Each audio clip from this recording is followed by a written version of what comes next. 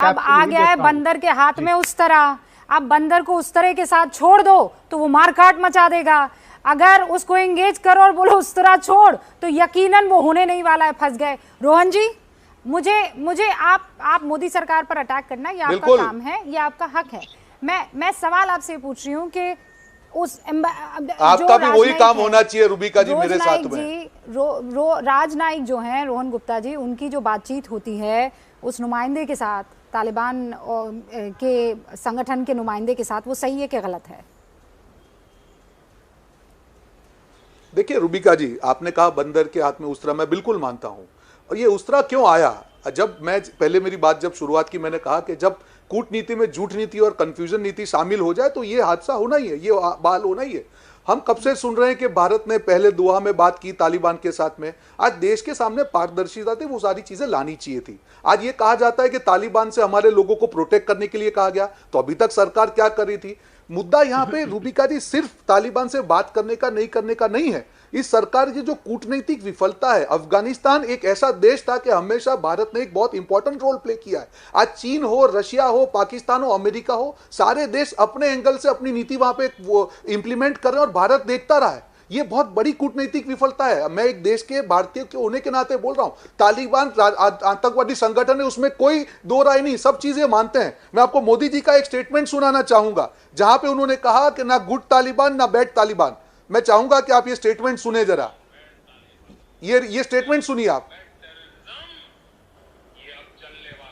ना good terrorism ना bad terrorism चलने वाला नहीं है। हमको हमारी लड़ाई ठीक से लड़नी पड़ेगी।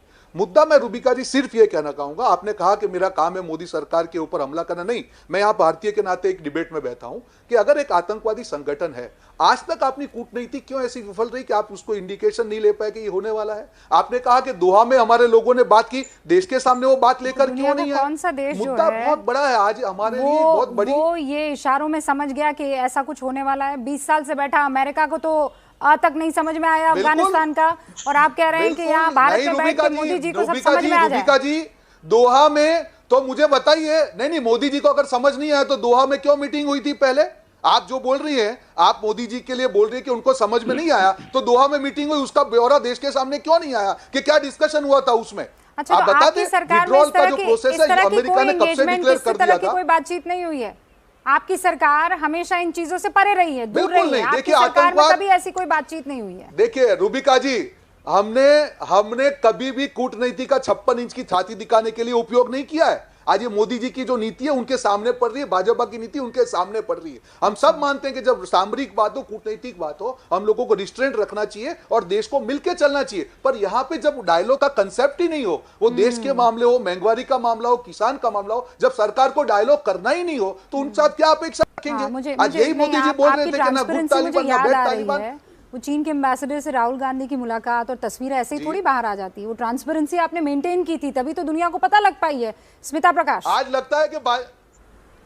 लगता है कि भाजपा के कोई प्रवक्ता है ही नहीं रुबिका जी, हम दोनों ही डिस्कशन कर लेते हैं। हाँ, नहीं है, भाजपा का कोई प्रवक्ता नहीं है। आप हिंदुस्तान के नागरिक के नाते बात कर रहे हैं और मैं भी हिंदुस्तान के नागरिक के नाते बात कर रही हूँ। अब आपकी नागरिकता आप कहीं एक पार्टी तक सीमित रखना चाहते क्यों हो रहा है रुबिका जी? मैं डिफरेंस नहीं, मैं आपसे सवाल पूछ रही हूँ। मैं तो देश का नागरिक हूँ।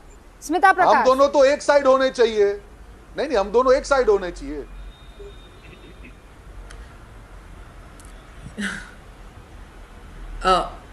देखिए रुबिका जी, विदेश नीति एक सीधी लकीर पर नहीं चलती है। इसमें सिर्फ ब्लैक एंड व्हाइट नहीं, ग्रे एरियाज भी होते हैं। सही गलत के बीच में एक पथ होता है प्रैग्मेटिज्म का, जो भले ही अस्पष्ट लगे उस वक्त, लेकिन राष्ट्र हित के मद्देनजर ये नाजुक प्रक्रिया होती है जिसे अपनाना पड़ता है, और सभी सरकारों ने ये अपनाया है। कांग्रेस के प्रवक्ता कह रहे हैं कि हमने 56 इंच की छाती लेकर कूटनीति का इस्तेमाल नहीं किया। अनफॉर्चुनेटली या फॉर्चुनेटली उन्होंने किया है, शायद जानते नहीं है। इसलिए आज तक भारत जो भी जंग जीता है पाकिस्तान से, वो कांग्रेस के सरकार के अंडर ही जीता है। तो आई थिंक, एक मिनट सर, मुझे कंप्लीट करने दीजिए, आप बाद में बोलिए, मुझे प्लीज कंप्लीट करने दीजिए।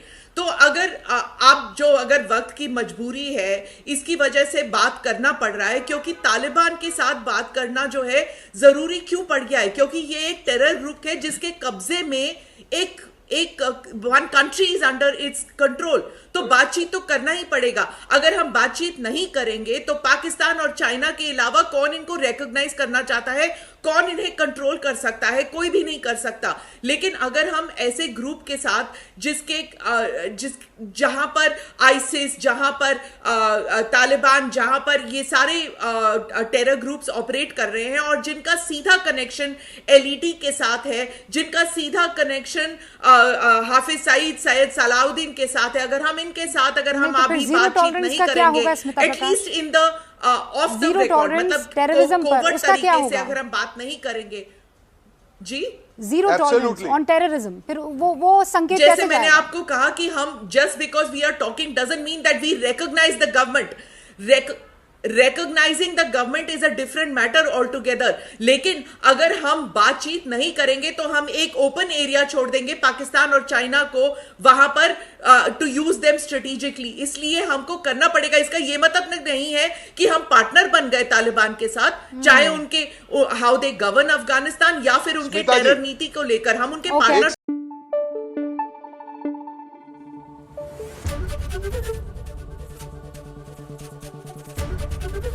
एबीपी न्यूज आपको रखे आगे।